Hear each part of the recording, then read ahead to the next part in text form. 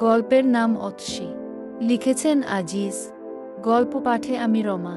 অতসী বলল, খুব উঁচু জাতের মেয়ে ছাড়া নাকি কোনোদিন বিয়ে করবে না, জেদ ধরেছিলে। কে বলল? অতসী বলল, ওই তো তোমার মা। কাকিমা বলল। ও। অতসী বলল, এত অহংকার কিসের তোমার? সেসব পুরনো এখন। অতসী বলল, খুব নাকি খুঁজেছিলে, পাওনি বুঝি কাউকে? শেষমেশ আমার মতো মধ্যবিত্ত ঘরের মেয়েকেই ঘরে আনলে। আসলে আমি তোমার মতোই কাউকে খুঁজছিলাম। অতসী বলল, মিথ্যা বলছো তুমি। আমাকে নিয়ে তোমার উন্মাদনা অত দেখি না তো। যদি ভালো না লাগে বলো, এক কাপড়েই বের হয়ে যাব। না গো, তুমিই আমার লক্ষ্মীটি। অতসী বলল, ছলনা করছো না তো? না নাকি যে বলো। অতসী বলল, পুরুষ মানুষের বিশ্বাস নেই। তোমাদের ভেতর বাহির এক নয়। আমি অমন না গো অতসী। অতসী বলল। কাকিমা আরও বলল, কি সব? ওরা এমনি, ওদের কথা শুন না। বয়স হয়েছে তো, সংসার পুরনো বিষয় ছাড়া আর কিছু নেই তাদের জীবনে।